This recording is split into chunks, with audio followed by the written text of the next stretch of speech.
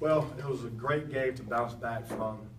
As you know, we've had a tough schedule thus far, playing UNLV first night out, and then going to Cincinnati, and then playing at La Tech, and then beating Presbyterian, and then just had no legs in the last 5 minutes against American. And for our guys to bounce back like they did, especially early in the game, was a testament to them. I mean, that loss against American really brought our team together.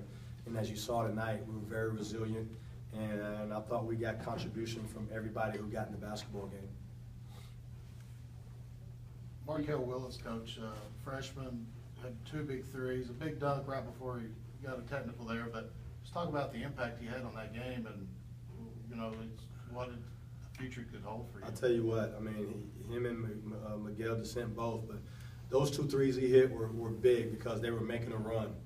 And for him to step at that as a freshman and hit 2 big threes like he was a senior was huge for us. And then that dunk was big time. I mean, I didn't think he deserved a tech. He was just showing some emotion. I didn't think he taunted the guy, but you know that's what the referees thought and gave him his 5th foul. But he was huge for us. And then Miguel Descent came in, played solid, and hit a big time runner right there, right when we needed it too. So kudos to those 2 freshmen. They're only going to get better, and to say that we're going to have those 2 kids for 4 years is very scary.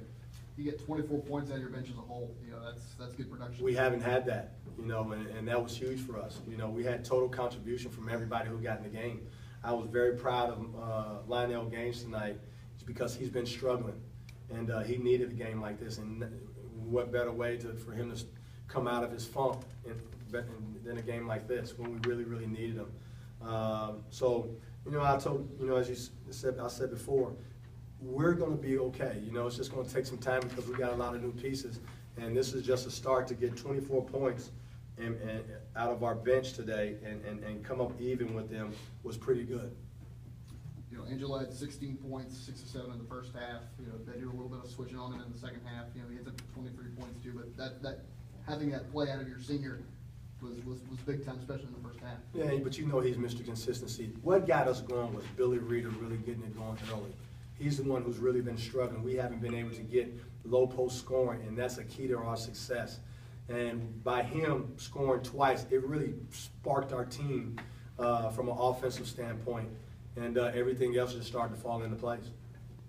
What was the game plan tonight? What were you guys coming in? What were you guys looking to exploit in terms of how to score efficiently against Marshall? Well, we knew that watching the Louisville game that they didn't like being pressured. They don't like being uncomfortable. They don't have a true point guard, so they don't have any playmakers. And then we knew, too, that we could take advantage of our speed because they have big guards that aren't as quick laterally and getting back, and that's the beauty. That's actually the best part of our team. So we had to take advantage of that. And then Billy Reeder really being solid on the inside, was key for us. Kareem, okay? Yeah, he's just got a stinger, he jammed it a little bit, but rest for about 4 or 5 days. We're not going to probably play him against Kentucky Christian and get him ready for next week. 20 assists on 26 field goals. That's what we thought our team could be. We just got to continue to do that. We got to be consistent with that. If we can do that every single night, you see what we're capable of doing. If we just stay with who we are, we could be a pretty good basketball team. This is a quality win. Oh, no doubt about it. I thought they felt great about, getting beat only by 19 at Louisville. I was really worried about the boards, really worried about them hitting big shots, and they did at times. But that's when I went to the zone, and I made them, cut out all the driving. We got in foul trouble, so I couldn't continue to guard man-to-man, and it worked out for us. Can you talk about Brent coming in with 4 fouls with 9 minutes left? I tell you what, I thought he got a couple cheap ones, but Brent kept his composure. Corbin came in and took the load. Markel Willis came in and took over the load a little bit. So, they took over by committee, and that's what we need. That's what a good team does. When one man goes out, another guy comes in, and I thought we did that tonight. How much different was this year's game than last year? I mean, what do you see from Marshall this year that maybe wasn't there? Last year they had a point guard, who transferred. This year they don't have a point guard. They need a point guard, or they're going to struggle because they don't have a playmaker. They don't have a guy to settle guys down. They don't have a guy to make other people better.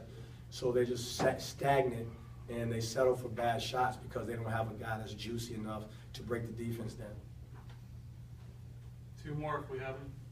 Free throws kind of suffered, seemed like, from the good field goal percentage. It's kind of been the other way around, seems like. I know it. You know, you want everything, you know, and I just thought that down the stretch we had some guys. Brent surprised me with his free throw shooting tonight, but you know, Lionel Gaines is, you know, down the stretch you want guys like Angelo, Brent. Kareem wasn't in, who was a really good free throw shooter.